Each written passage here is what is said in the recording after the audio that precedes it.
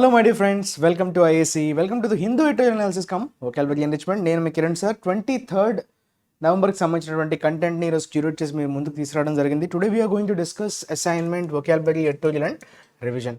So మనం రివిజన్తో అసైన్మెంట్తో స్టార్ట్ చేద్దామమ్మా. సో అసైన్మెంట్ సొల్యూషన్ని చూద్దాం ఫస్ట్. ఓకే, నిన్నటి క్వశ్చన్ ఒకసారి ఎలా సాల్వ్ చేశారన్నది మనం ఈరోజు చూసే ప్రయత్నం చేద్దాం. Is that clear? Yeah. So this is our question కదా. సో నిన్న మనకు అడిగినటువంటి క్వశ్చన్ ఇది, assignment solution. Now it's technically feasible, right? 16 students organizations announced the formation of the United Students of India on Tuesday in a joint platform to hold nationwide protests against national education policy of the union government. ఇది మనకు నేను ఇచ్చినటువంటి question. So దీన్ని చాలామంది answer చేశారు, comment సెక్షన్లో mention చేశారు. I appreciate them. కాకపోతే కంప్లీట్గా మనకి ఎక్కడెక్కడ రాంగ్స్ ఉన్నాయన్నది సరిగ్గా నాట్ 3 of the మిస్టేక్స్ని ఎవరు కూడా ఆన్సర్ చేయలేకపోయారు. But anyways you can easily look at this. Students organisation. Okay, organisations noun కదా, అంటే ఇక్కడ పొసెసివ్ రావాలి. స్టూడెంట్స్, 16 స్టూడెంట్స్ తర్వాత మనకి ఎఫస్ట్రఫ్ ఉండాలి. ప్లూరల్ కాబట్టి ప్లూరల్ యొక్క ఎఫస్ట్రఫ్ స్టూడెంట్స్ యొక్క ఆర్గనైజేషన్స్ అని చెప్పడం కదా. సో దాన్ని మనం ఎఫస్ట్రఫ్ పెట్టాలి, అది ప్రాబ్లం అక్కడ. తర్వాత ఇన్ ఏ ప్రిపోజిషన్ వాడాడు, ఎట్ స్పెసిఫై చేస్తున్నాం కదా, జాయింట్ ప్లాట్ఫామ్. ఇన్ కాదు అక్కడ, at a joint platform to hold. Hold V1 కదా, హోల్డ్, హెల్డ్, హెల్డ్. సో ఇక్కడ హోల్డ్ సరిపోయింది. సో ఇది కరెక్టే, ఇది ప్రాపరే. Nationwide protest. సో మొత్తం దేశవ్యాప్తంగా ఓకే ప్రొటెస్ట్ చేయడం అంటే మీరు దానికి వ్యతిరేకంగా మీరు చేసేటువంటి ప్రొటెస్ట్. అయితే దేనికి ఎగనిస్ట్గా అమ్మా? నేషనల్ ఎడ్యుకేషన్ పాలసీ, NEP అన్నాడు కదా. సో ఇక్కడ ఆర్టికల్ ద మిస్ అయింది, ద NEP అనాలి. So article, preposition, possessive case. So ఇవి మనకి నిన్న ఇచ్చినటువంటి క్వశ్చన్ యొక్క solution. Next we will move on to revision vocabulary, right? అదే కదా. సో రివిజన్ వొకాబులరీ నిన్న ఎవరైతే క్లాస్ వినుంటారో వాళ్ళు ఈజీగా దీన్ని ఆన్సర్ చేస్తారు. సో ఎవరైతే నిన్నటి వీడియోని చూసుంటారో వాళ్ళు ఒక్కసారి నిన్నటి క్లాస్ నిన్న ఎడిటోరియల్ క్లాస్ని ఒకసారి చూడండి. సో ఇందులో మనకి ఈ పదాలన్నీ we have come across these words. ఈ పదాలు మనకు అక్కడక్కడ తగిలే కదా. సో వాటిని ఉద్దేశించి మనం ఒకసారి రివిజన్ చేసుకుందాం క్విక్గా. So very first question is parochial. Parochial అన్నది యాడ్జెక్టివ్ కదా, IILతో ఎండ్ అయ్యింది. సో నెగిటివ్ కాంటెక్స్ట్లో వాడే యాడ్జెక్టివ్ ఇది. పారోచియల్ అవుట్లుక్ అంటారు, పెరోచియల్ మైండ్ సెట్ అంటారు. అంటే నారో మైండెడ్, అంత బ్రాడ్ మైండెడ్గా బిహేవ్ చేయకపోవడం, దాన్నే మనం పెరోచియల్ అంటాం. సో మనకి బేసిక్గా నారో మైండెడ్ అనే పదం వాడాడు చూసారా, క్లియర్గా ఉంది ఇక్కడ. C will be your correct answer. Okay, సంకుచిత మనస్తత్వం అని తెలుగులో చెప్పుకున్నాం. సంకుచిత మనస్తత్వం, not broad, it's narrow minded. Okay, అంటే మనం కొన్ని బిలీఫ్స్కి చాలా స్ట్రాంగ్గా మన ఒపీనియన్స్ని బాగా నారో మైండెడ్గా ఉండడాన్ని మనం we call it as parochial mindset. తర్వాత క్వాష్. క్వాష్ చేయడం అంటే ఏమనుకున్నాం? రిమూవ్ చేయడం, అంతేనా? సో క్వాష్ చేసింది అని అంటే అర్థం ఏంటి? సుప్రీంకోర్టు క్వాష్ చేసింది అంటే దాన్ని తొలగించి వేసింది, రద్దు చేసింది అనే కాంటెక్స్ట్లో మనం నేర్చుకోవడం జరిగింది, అంతేనా కదా? So that is your quash. So repeal అనొచ్చా? Repeal, yes. క్వాష్ అంటే రిపీల్గా మనం చెప్పుకోవచ్చు. రిపీల్ అన్నా, రిసైండ్ అన్నా, రిసైండ్ అంటారు, రిసైండ్, రిపీల్, యాబ్రోగేట్, క్యాన్సిల్ అనే పదం కూడా చెప్తాం కదా. క్యాన్సిల్, యాబ్రోగేట్, రిపీల్, రద్దు చేయడం, దేన్నైనా రద్దు చేయడం అఫీషియల్గా. Next domicile.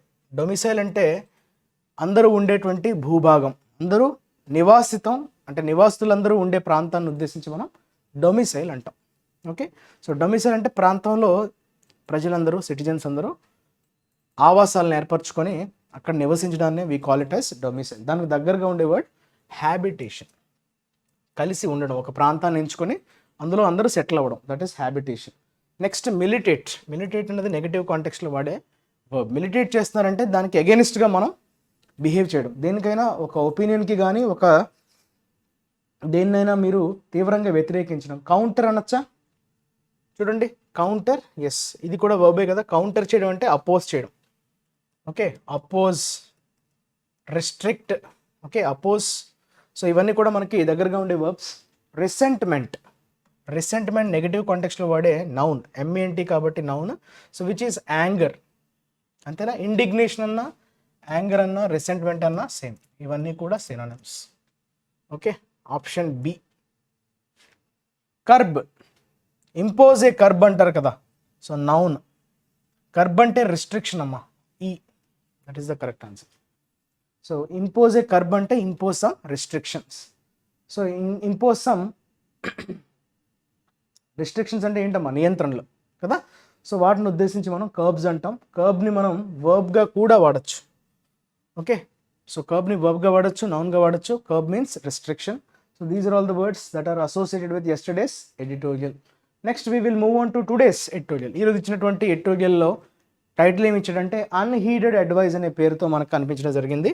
So advice unheeded అంటే దాన్ని పట్టించుకోకపోవడం. అన్హీడెడ్ అన్నది ఒక యాడ్జెక్టివ్గా వాడాడు. Advice is your noun. So suggestion, advice. Unheeded అంటే not paying attention to. Heeding అంటే ఏంటి? హీడ్ అంటే టు పే అటెన్షన్, అన్హీడెడ్ అంటే not paying attention. The time has come for the governor's role to be reconsidered. So governor యొక్క పాత్రని పునరాలోచించే సమయం అన్నది ఆసన్నమైంది. పునరాలోచించడం, దట్ ఈజ్ రీకన్సిడర్డ్ కదా. So the time has come అంటే సమయం ఆసనమైంది. గవర్నర్ యొక్క పాత్రని విశ్లేషించడానికి, ఓకే, పునఃపరిశీలించడానికి సమయం అన్నది ఆసనమైందని చెప్తున్నాడు. అయితే అది అన్ని గవర్నర్స్కి వర్తిస్తుందా, ఎవరైనా స్పెసిఫిక్గా అని కాదు కదా. గవర్నర్ అంటే it is applicable for all the governors. అయితే ఏదో ఒక ఇన్సిడెంట్ని బేస్ చేసుకొని మనం మార్చుకోవాలి అనే ఒక ఒపీనియన్కి వస్తున్నట్టుగా మనకు అర్థమవుతుంది. అయితే కాంటెక్స్ట్ ఏంటి, దేనికి సంబంధించి ఇట్లా రీకన్సిడర్ చేయాల్సినటువంటి అవసరం వచ్చింది అన్నది మనం ఒకసారి ఆర్టికల్ని చదివితే అర్థమవుతుంది. Okay, so please try to read the article once. ఓకేనమ్మా, yeah.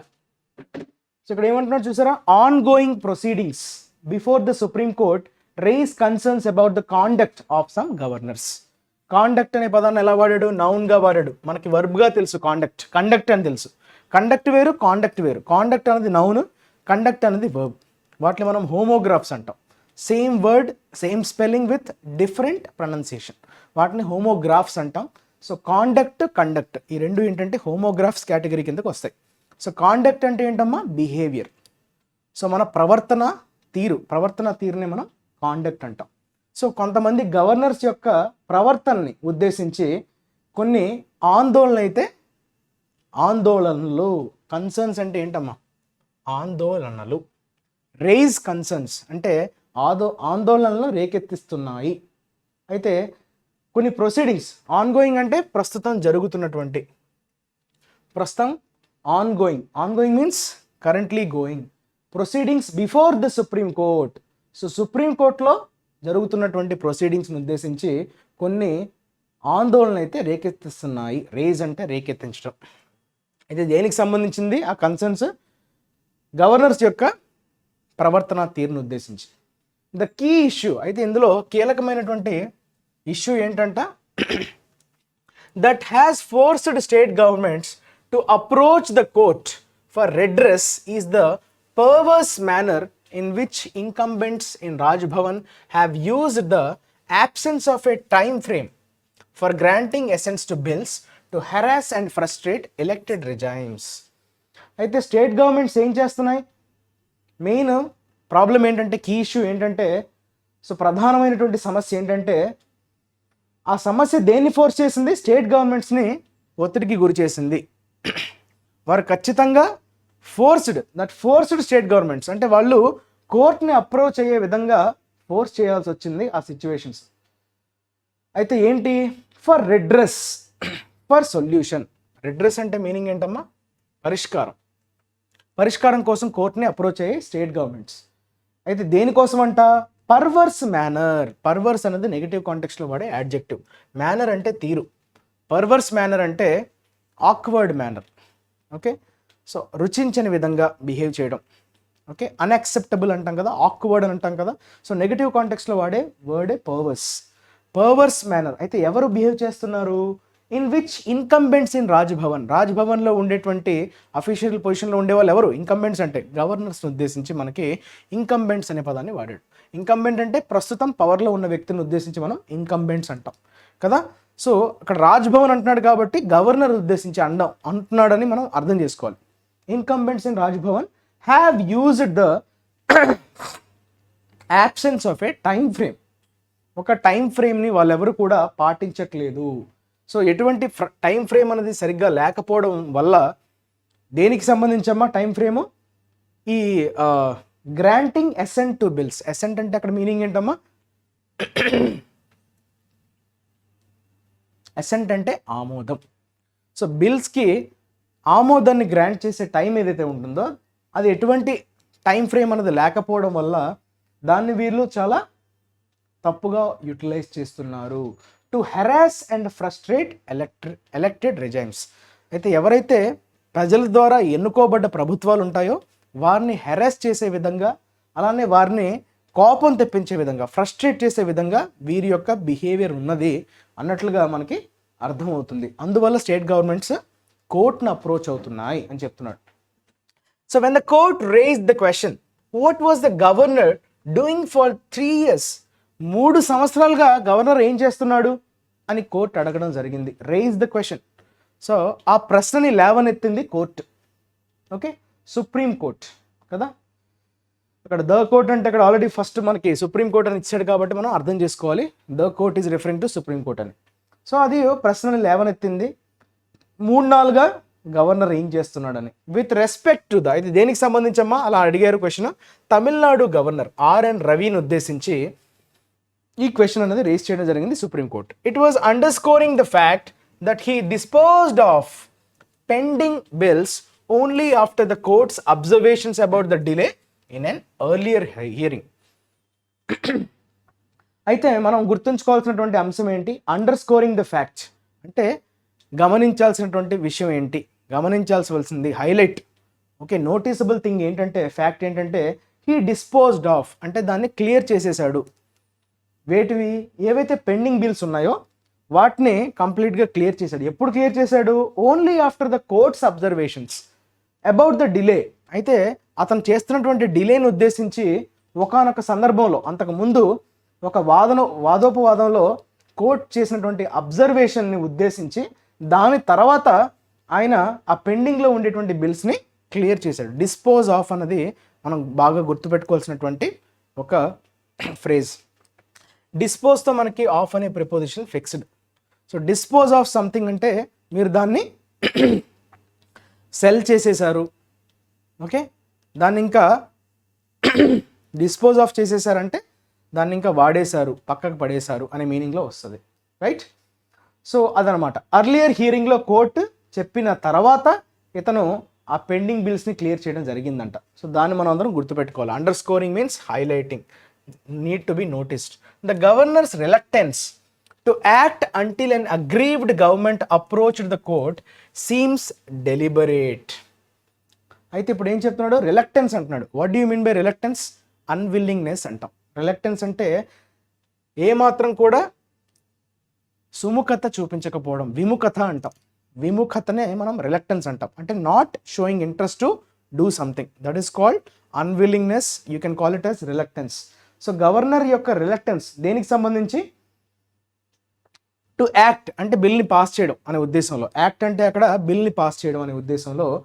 And aggrieved government approach అంటే ఒక గవర్నమెంట్ బాధపడి కోర్టును అప్రోచ్ అయ్యేంత వరకు అతను రిలక్టెన్స్ వహించడం అనేది చాలా డెలిబరేట్గా ఉంది. అంటే కావాలనే చేసినట్లుగా మనకి కనిపిస్తుంది. డెలిబరేట్ అంటే మీనింగ్ ఏంటమ్మా? ఇంటెన్షనల్గానే చేసినట్లుగా కనిపిస్తూ ఉంది క్లియర్గా అని చెప్తున్నాడు. The hearing was marked by some questions and answers about the implications of the governor's action in withholding his assent to 10 bills and the response of the state assembly in passing the bills for a second time. అయితే ఆ hearing ఏదైతే జరిగిందో, వాదోపవాదాలు ఏవైతే జరిగాయో, so అందులో ముఖ్యమైనటువంటి questions answers వేటి చుట్టూ తిరిగాయంట? అబౌట్ ది ఇంప్లికేషన్స్ అంటే పర్యవసానాలు, కాన్సిక్వెన్సెస్ అంటాం కదా.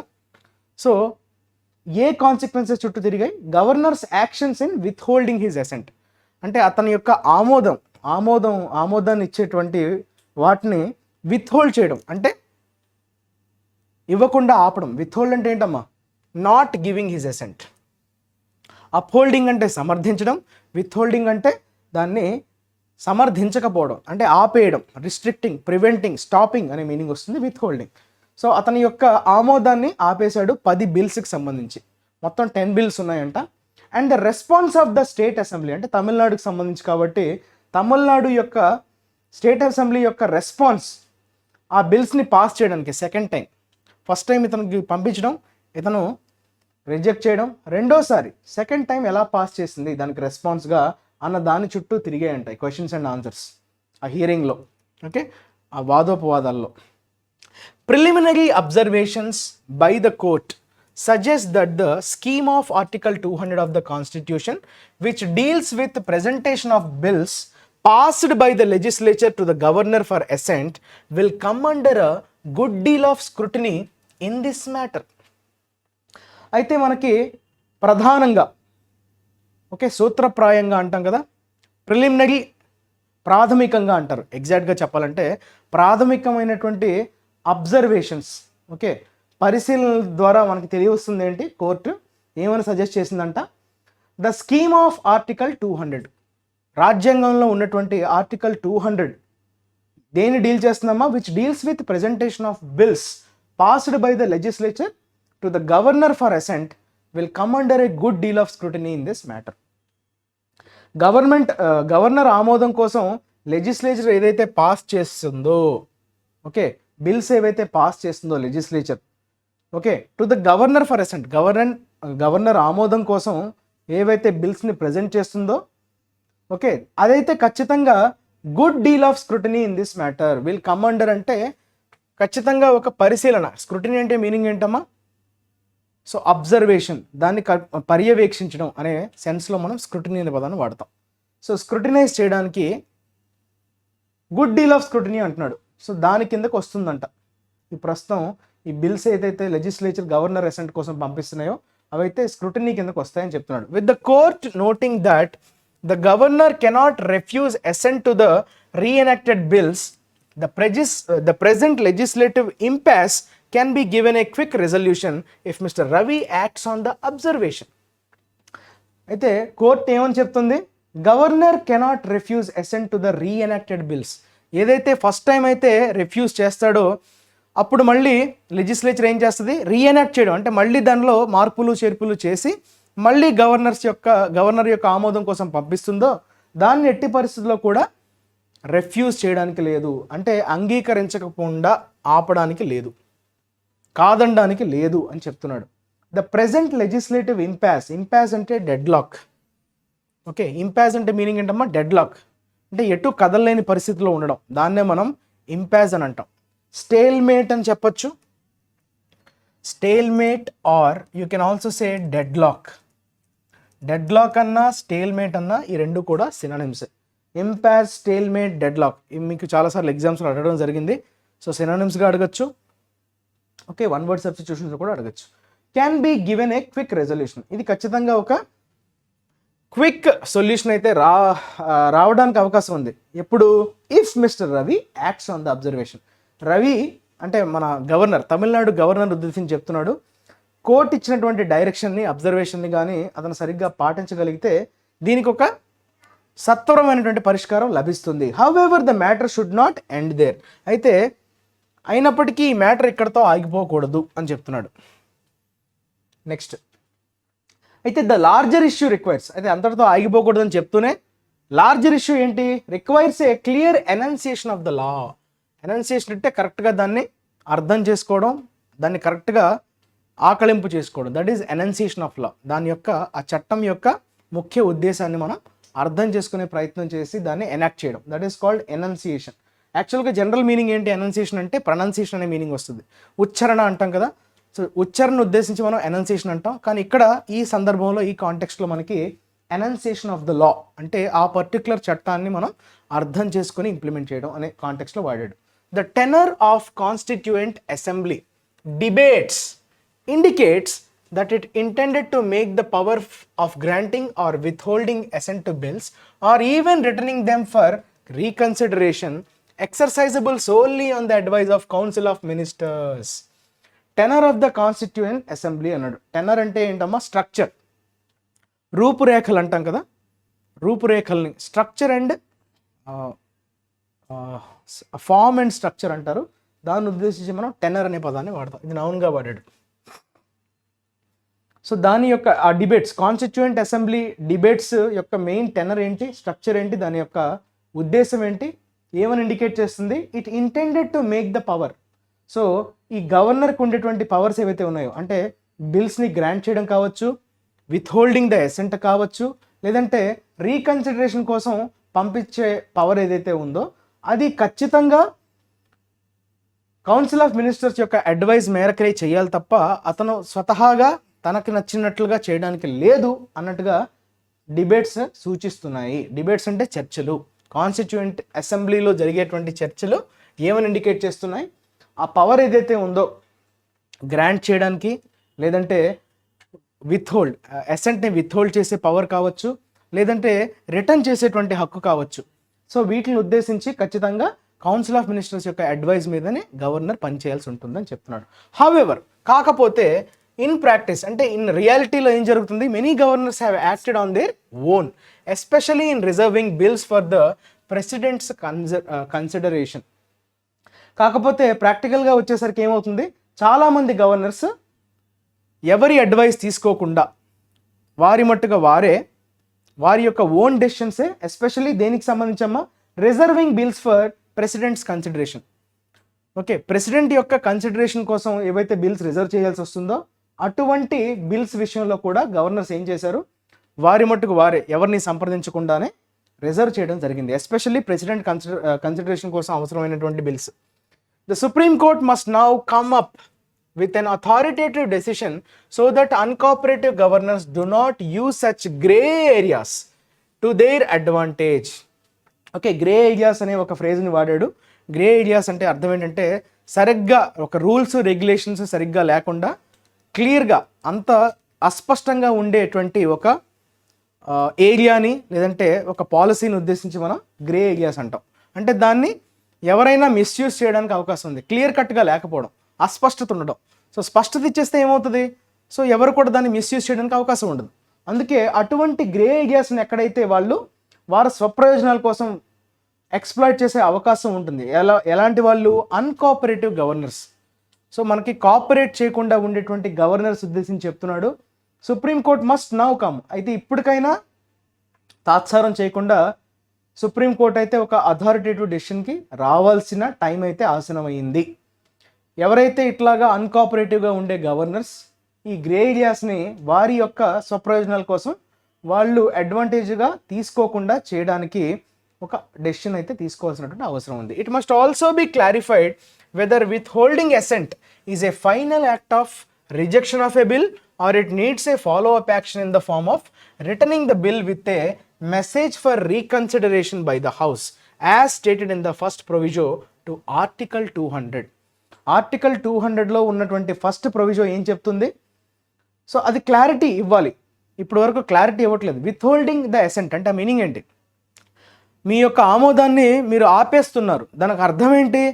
దాంట్లో మార్పులు చేర్పులు చేసి మీరు తిరిగి మళ్ళీ రీకన్సిడర్ చేయమని చెప్తున్నారా, లేదంటే రిజెక్ట్ చేస్తున్నాను, ఈ బిల్ని మేము ఎట్టి పరిస్థితుల్లో పాస్ చేయను అని చెప్పాలనుకుంటున్నారా? సో దాని అర్థం ఏంటి? సో ఫైనల్ యాక్ట్ దేనికి అది సూచిస్తుంది అన్న దాని మీద క్లారిటీ అయితే ఇవ్వాల్సిన అవసరం ఉంది. It must also be clarified. So దానిపైన క్లారిటీ లేదు. ఆ క్లారిటీ అయితే మీరు ఖచ్చితంగా ఇవ్వాలి. విత్ హోల్డింగ్ అసెంట్ అన్నది మనకి ఇన్వర్టెడ్ కామర్స్లో పెట్టాడు. అంటే దాన్ని మీరు ఆపుతున్నారు, మీ యొక్క ఆమోదాన్ని ఆపుతున్నారు. So it needs a follow up action అని అంటున్నాడు. అంటే మీరు దానికి ఖచ్చితమైనటువంటి ఫాలో అప్ యాక్షన్ అంటే ఏంటి? ఫాలో చేయాలి in the form of returning the bill with a message. So మీరు రిటర్న్ చేస్తూ ఒక మెసేజ్ని అయితే ఇవ్వాలి. ఏమని? మీరు ఇలా రీకన్సిడర్ చేయండి, పలానాది మార్చాలి అన్నట్టుగా మీరు చెప్తే దాన్ని సవరణ చేసుకుంటే నేను మళ్ళీ కన్సిడర్ చేస్తాను అనే ఒక అష్యూరెన్స్. ద ప్రొవిజో అంటే ఏదమ్మా? ఆర్టికల్ 200లో ఉండేటువంటి ఫస్ట్ ప్రొవిజన్ ఉద్దేశించి చెప్తున్నాడు. బార్స్ అంటే stop governors from withholding assent to any bill they had returned for reconsideration and has been adopted again by the legislature.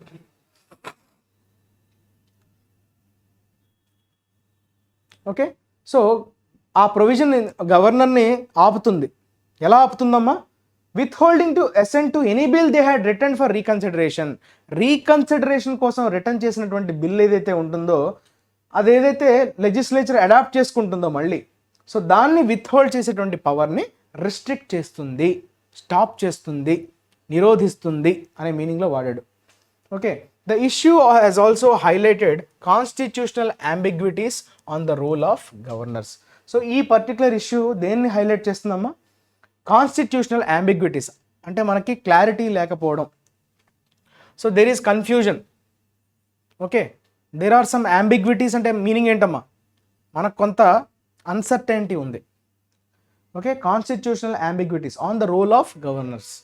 So governor యొక్క పాత్రల మీద మనకి ఇంకా క్లారిటీ అనేది మిస్ అవుతుంది అని చెప్తున్నాడు.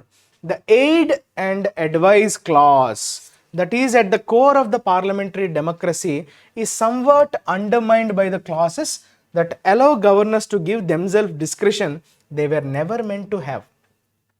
Aid and advice అంటే ఏంటి? ఎవరు హెల్ప్ అయినా తీసుకోవాలి, ఎవరైనా కన్సల్ట్ చేయాలి, ఏదన్నా ఒక డెసిషన్ తీసుకునే ముందు సంప్రదింపులు జరపాలి అన్నది డెమోక్రసీలో ఒక ఇంటిగ్రేటెడ్ పార్ట్. కోర్ అంటే ఏంటి?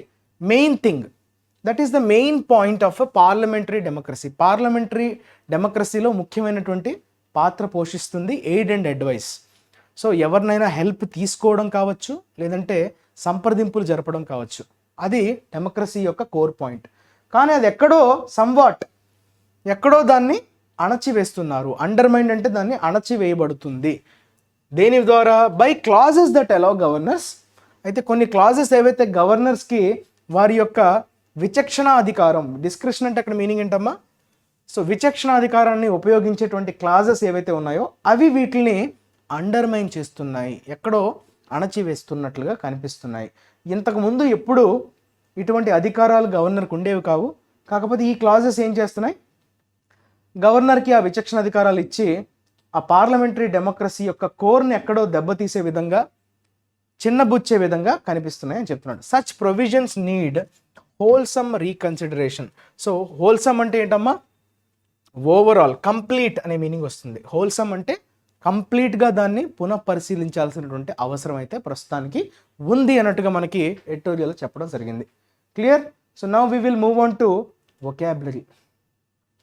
సో వెరీ ఫస్ట్ అమ్మా, గ్లిమ్మర్. సో రెండో ఆర్టికల్లో వచ్చేటువంటి వర్డ్ ఇది. గ్లిమ్మర్ అంటే కొంచెం షైన్ అవ్వడం, బ్రైట్గా. ఓకే, స్పార్కిల్ అనే మీనింగ్ వస్తుంది. Gleam, right? Gleam, sparkle, shimmer ఇవన్నీ కూడా దగ్గరగా ఉండే words. To shine with a weak light or a light that is not continuous. కంటిన్యూస్గా కాకుండా ఫ్లిక్కర్ అవ్వడం అంటాం కదా. సో వీక్ లైట్ అంటే అంత బ్రైట్ కాదు, అలా అని అంత కంటిన్యూస్ కాదు, అటువంటి విధంగా ఇలా ఓకే ఫ్లిక్కర్ అవ్వడం. Lights of the town glimmered in the distance. So ఆగి కంటిన్యూస్గా కాకుండా డిస్కంటిన్యూస్గా వెలగడం, that is glimmer. Next unleash. అన్లీష్ని మనం జనరల్గా వర్బ్గా వాడతాం. అన్లీష్ ద పొటెన్షియల్ అంటాం. అంటే మీ యొక్క ఎనర్జీని, మీ యొక్క పొటెన్షియల్ని మీరు బయటికి డిశ్చార్జ్ చేయడం. రిలీజ్ అంటాం, ఫ్రీ అంటాం, డిశ్చార్జ్ అంటాం. యూసేజ్ చూడండి.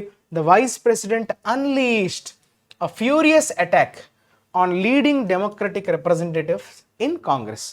సో అన్లీష్డ్ అంటే రిలీజ్ చేశారు, ఓకే, వదిలేరు, డిశ్చార్జ్ చేశారు. To let happen or begin something powerful that once begin cannot be control. ఒక్కసారి పంపిస్తే బయటికి ఇంకా దాన్ని ఎవరు కూడా కంట్రోల్ చేయని విధంగా మీరు దేనినైనా డిశ్చార్జ్ చేసినప్పుడు మనం అన్లీజ్డ్ అనే పదాన్ని వాడతాం. Okay, spiralling.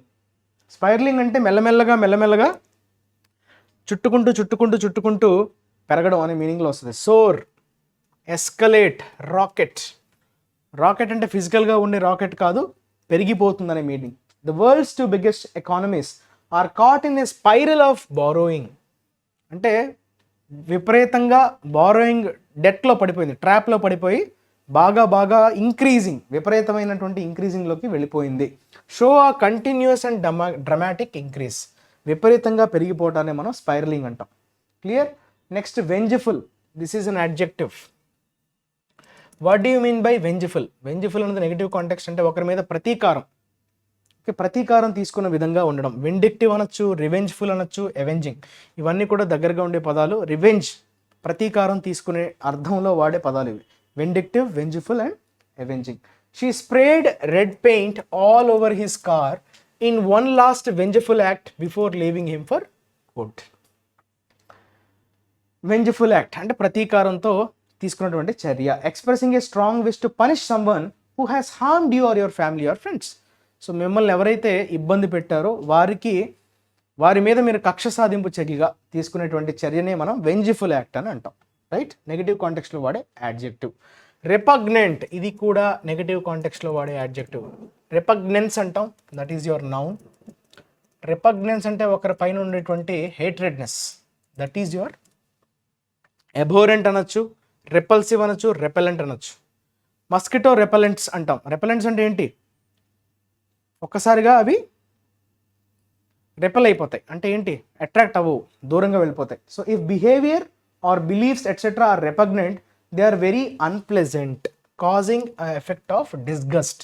సో మీకు ఒక తెలియని జుగుప్స కలిగించేదాన్ని మనం రెపగ్నెంట్ అంటాం. I find your attitude towards these women quite repugnant. So చాలా ఇంటాలరబుల్గా ఉన్నాయి, సహించని విధంగా, డిటెస్ట్ చేసే విధంగా, హేట్రెడ్ చేసే విధంగా ఉన్నాయి. అంటే నెగిటివ్ కాంటెక్స్లో వాడే పదం repugnant. Clear? Next clinch. Clinch the series అంటారు. క్లించ్ అంటే హస్తగతం చేసుకోవడం, ఓకే, లేదంటే సాధించాయి అని చెప్పేటప్పుడు క్లించ్ అనే పదాన్ని వాడతాం. Here he finally clinched the deal, అంటే దాన్ని హస్తగతం చేసుకున్నాడు, దాన్ని కైవసం చేసుకున్నారు అంటారు కదా. కైవసం చేసుకున్నారు, హస్తగతం చేసుకున్నారు అంటే they have one it, they have sealed the deal. ఆ డీల్ని వాళ్ళు అప్టైన్ చేసుకున్నారు, ఫైనల్గా వాళ్ళు దక్కించుకున్నారు అనే మీనింగ్ వస్తుంది. To finally get or win something, దేనైనా మీరు చివరిగా పోరాడి సాధించుకోవటం. గ్రాపిల్, రెజల్, ఇవి కూడా దగ్గరగా ఉండే వర్డ్స్. దాన్ని సాధించగలగడం, దాన్ని కైవసం చేసుకున్నారు. కరెక్ట్? హోస్టేజ్, ఇది చాలాసార్లు వచ్చింది కదా. బందీలుగా ఉంచడం, హోస్టేజెస్ అంటాం కదా. ఎవరినైతే బందీలుగా ఉంచుతారో వాళ్ళని ఉద్దేశించి మనం హోస్టేజెస్ అంటాం. Captive, detainee. She was taken hostage by the gunmen. So gunmen ద్వారా ఆమెని బందీలుగా ఉంచాల్సినటువంటి అవసరం వచ్చింది. ఒక ప్రిజనర్గా ఉంచి, ఓకే, వాళ్ళు ఏం చేస్తారంటే వాళ్ళ దేశంకి సంబంధించినటువంటి వాళ్ళ జైల్లో మగ్గనిచ్చి, సో దేశంతో, ఆ శత్రు దేశంతో ఏం చేస్తారు? నెగోషియేషన్ చేస్తారు. వాళ్ళని మా దగ్గర ఉంచాం, వాళ్ళని విడిపించాలంటే మాకు కొన్ని కండిషన్స్ ఉన్నాయి, వాటిని మీరు ఫాలో అవ్వాలి, వాటిని మీరు ఖచ్చితంగా ఓకే నెరవేర్చాలి అనే కండిషన్స్తో కొంతమంది సిటిజన్స్ని ఇబ్బంది పెట్టడం, వాళ్ళని జైల్లో పెట్టి వాళ్ళని మగ్గనిచ్చే విధంగా చేయడాన్ని హోస్టేజెస్ అంటాం. Okay, now we will move on to this assignment. So assignment, ఈరోజు అసైన్మెంట్ ఆఫ్ ద డేని ఒకసారి చూద్దామమ్మా. ఇది మనకి అసైన్మెంట్ ఆఫ్ ద డే ఈరోజు. Child abuse in India have been attributed for the structure and size of the family, lack of effective implementation of law, poverty, illiterate and even cultural factors. So దీన్ని ఒకసారి pause చేసుకొని దీని ఆన్సర్ని మీరు comment సెక్షన్లో mention చేయండి. Thank you for watching the video. మళ్ళీ రేపు మీకు కొత్త అనాలిసిస్, కొత్త ఎడిటోరియల్తో మీ ముందుకు వస్తా. సో వీడియోని షేర్ చేయండి, లైక్ చేయండి, సబ్స్క్రైబ్ చేసుకోండి. Right, thank you for watching. Your Kiran sir signing off. Take care, bye.